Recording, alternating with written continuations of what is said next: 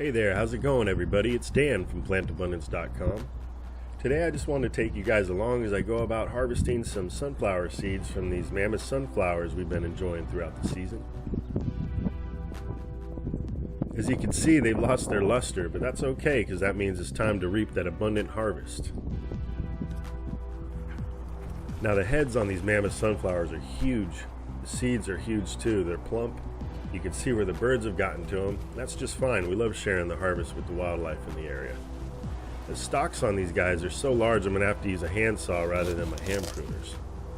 Check this bad boy out.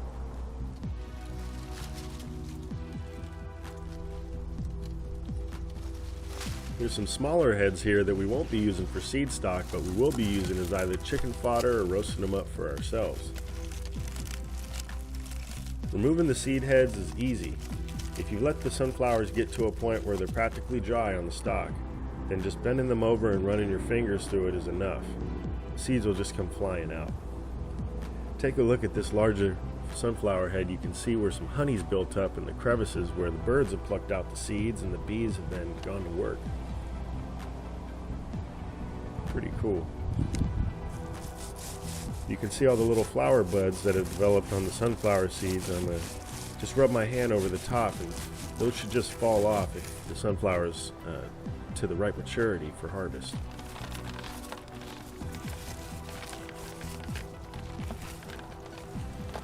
I find it easier to do this part over the bucket. That way I can then sift the bucket out and pull out any seeds that might come out during the process.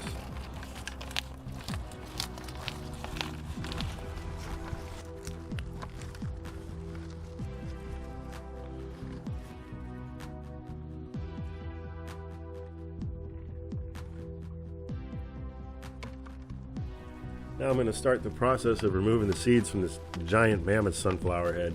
I'm going to have to actually break it into chunks so that I can fit it over the bucket.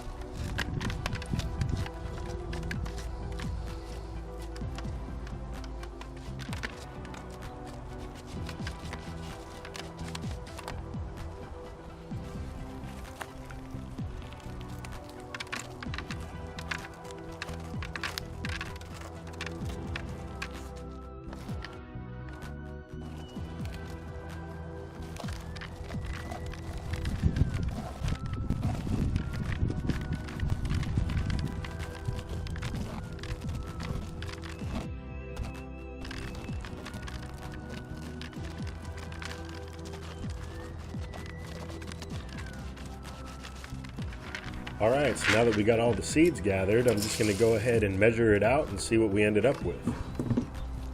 This is also going to help me next year for planning out how many sunflowers I might want to grow and what I should expect as a harvest.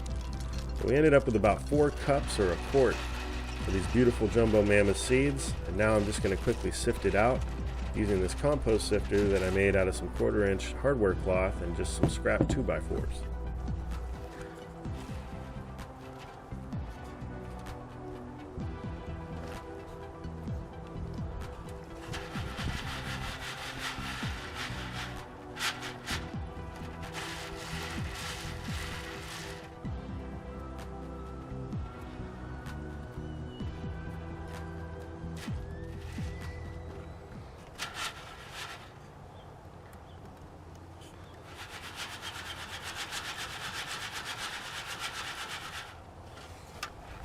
And that's all there is to it. All that's left to do now is to further dry these seeds out for about another week or two. Then I'll go ahead and throw them in a paper sack and save them for next spring's plantings. Well, that's it, guys. I want to thank you for tuning in. Hope you're enjoying your day, and I'll be talking to you soon. Take care.